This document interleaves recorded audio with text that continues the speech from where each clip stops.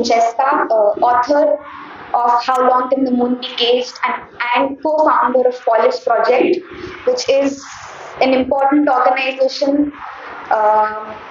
The Profiles of Dissent series is what led to the writing of this very book. And over to Francesca. Thank you very much. Thank you. Thanks so much for having me and for being here in this dreadful rain. I want to start as well by expressing my full solidarity to the people of Palestine. I don't think there's any public speech that should be ever pronounced without expressing our solidarity and standing for what we can in support of the people of Palestine. So that's where I stand now and where I want my words to be heard from. The other thing that I want to remember before I tell you a bit about the book is that today is Omar Khalid's birthday, and it is the fourth birthday that he spends in jail. The fourth birthday that he spends in jail. Picking up on the insanity that Afrin has just mentioned, let's have it sink for a minute. The madness of having to have life suspended and upended with no plausible reason. And I guess, these are two roots solid enough to speak from and to start telling you a bit about how this book came into being. As Afrin said, most of what we wanted to do is to bear witness, and that's where I want to begin, but also where I will be ending. I think that there's a number of things that came together. One was the fact that, now a little less, but we started working on the book about 3.5, 4 years ago, and at that point there was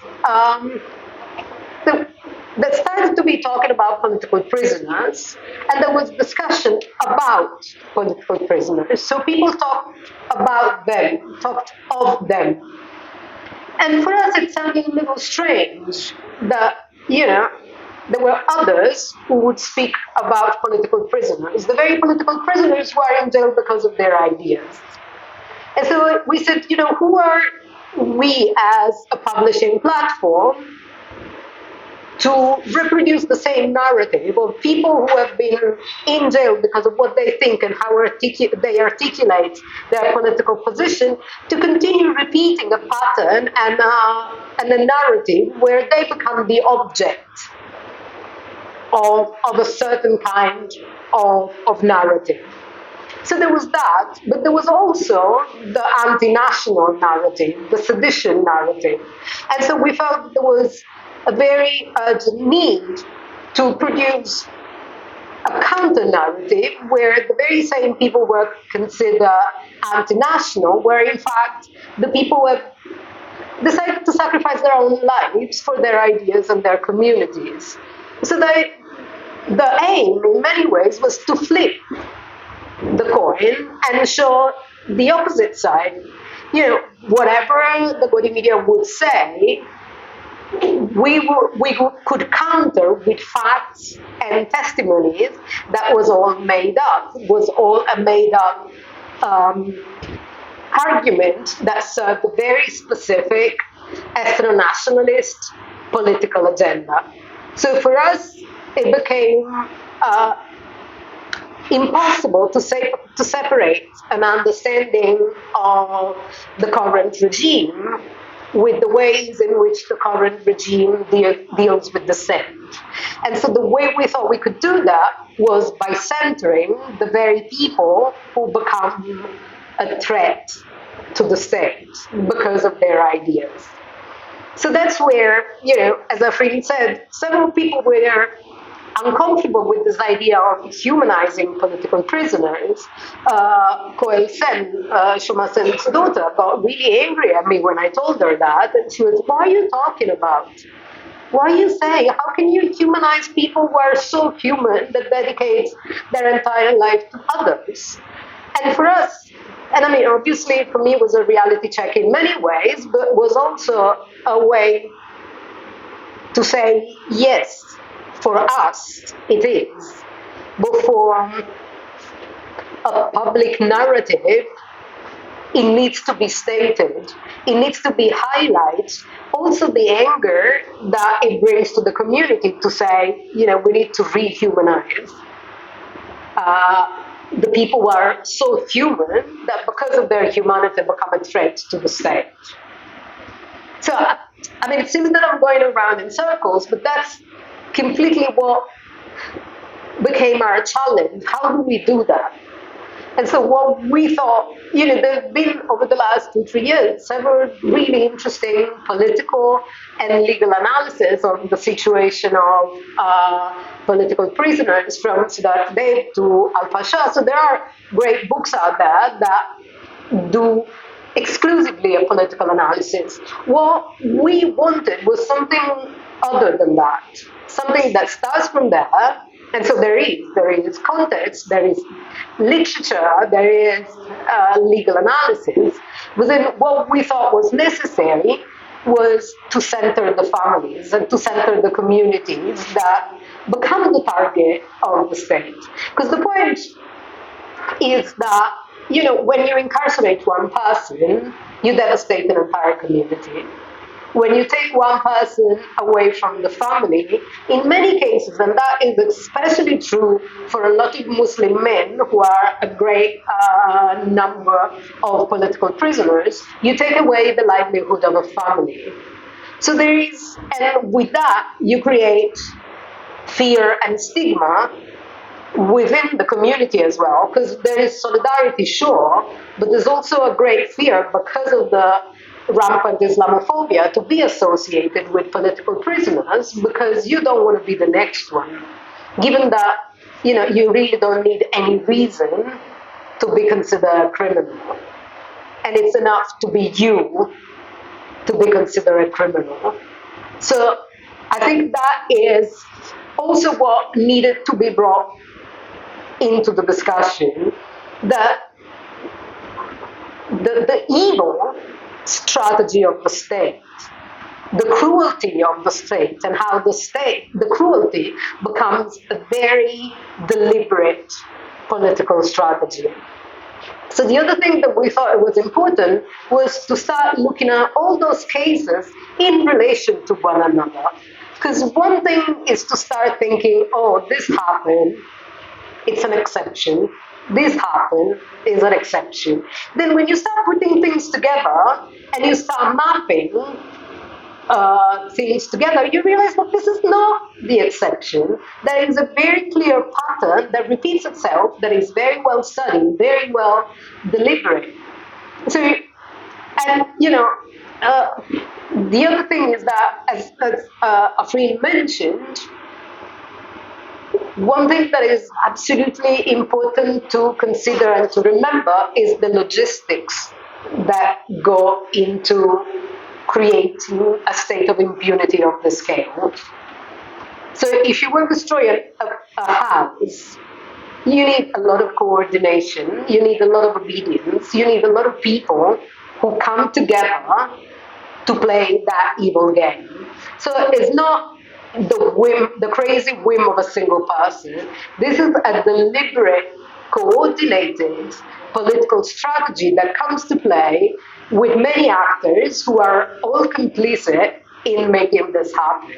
So these are all the things that the book tried to put together, and tried to put together in an attempt to narrate it. We've been trying not to theorize too much, because we didn't want to replicate the same, what we saw as a mistake, like speculating on other people's lives. So central to the book is the personal testimonies, personal narratives, as well as a great chunk is the a collection of writing from the political prisoners themselves. So the idea is to start from context, to create a legal analysis, and then one thing that is also very important is that we compiled a calendar to demonstrate that this is nothing new. So we started with Modi's election, and if you look at the chronology, there is an assault on the Senate that goes day after day after day after day in a very structured and organized manner. And so then we close and zoom in and then center the political prisoners, their families, and their own voices. So it just we start large, and then our focus narrows until the political prisoners become the voice of the book that we only give space to. The final part of the book that we need to be forever grateful to Afrin is the list of political prisoners, and it's a list where 309 political prisoners are listed now with their charges and the status of their cases. And this is by no means a complete list. This is the list of what we know. There are, parts of the country that we have no idea about. There are communities that have been raided and people who have been disappeared, we have no knowledge about. So these 309 are the ones we know. And my fear is that it's just a fraction. There's many more, and there's many more who do not have access to legal counsel. And so there's places where, families can't even reach. Because, if you're incarcerated in a state and then taken to a jail that is hundreds of kilometers away and you come from an underprivileged background, you can spend years and years without having even news of your dear ones who are in jail. So the tragedy is just political, but it's also incredibly human. It's a story of human suffering and human resistance. And so for us, that was important to bring to the fore in ways that we thought wasn't done enough. So we hope that we've done justice to the ambitions that we started with, and this is obviously not for me to say. Well, what I can say is that we did all we could to try and be as faithful and as also as respectful and as grateful to the people who have shared their own stories with us. Because in a climate of great threat and fear, sitting down and sharing your story is an immense act of trust. And so our main hope is that we have done justice to that trust. Before I conclude, one thing, and I was talking about it earlier with Afrin, is just that, we often end up depicting a really grim picture. And so I don't want us to leave hopeless, where we feel that there's nothing that we can do. And so one thing that it's very important for me is, and I hope it will stay with you as well, is the fact that, political prisoners do count on us remembering them. Everyone in everyone's family told us how important it was to make sure that this continued to be remembered, that their struggle and their quest for justice continues to be remembered. And so my call for all of us is to continue to advocate and remember. And I want to do conclude with the words that Hidme Markham sent us in October 2022 when we asked her to write a note that would be included in the book. Thank you.